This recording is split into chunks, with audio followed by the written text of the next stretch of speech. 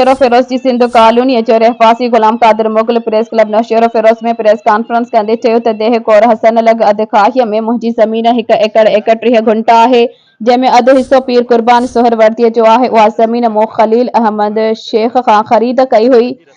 ज़मीन ख़रीद थियण खां पोइ हारी हाफ़िज़ शेर मोहम्मद ऐं उन जो पुटु बनीअ जो कब्ज़ो छॾण लाइ तयारु न आहिनि। बाद में हुननि सीनियर सिविल जज नौशेरो फिरोज मां असांजे हक़ में फ़ैसिलो आयो। हिन वक़्तु हिन कब्ज़े छॾण जा 50 लख घुरनि था। न ॾियण जी सूरत में मौतमार धमकियूं ॾियनि था। हुननि जो उथणु विहणु ॾुखारियुसि आहे।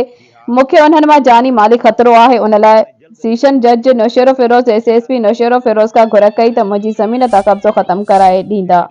कुर्बान सरवती खे रजिस्टर करे ॾिनी।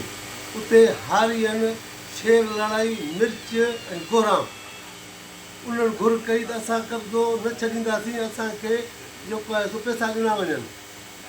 घटि में घटि असांखे 50 लख ॾिनो वञे तॾहिं असां कब्ज़ो छॾींदासीं। जंहिंमें मिर्च ऐं गोराम ॿई आया त पर हक़ असां छॾण लाइ तयारु आहियूं। शेर अंधो उन चयो त न ई जेको आहे सो असां कब्ज़ो न छॾींदासीं। उहो हितां जेको आहे प्रेस कम करे थाणे ते विया आहिनि। थाणे ते SHO खे चयो अथनि हे कब्ज़े वारा माण्हू ॿधो। SHO 4 माण्हू वठी वरी हिनखे घुराईं त तूं अचु। हीअ आया चइबो आहे ख़ुदा करण के चङे वटि तव्हां फ़ैसिलो कयो।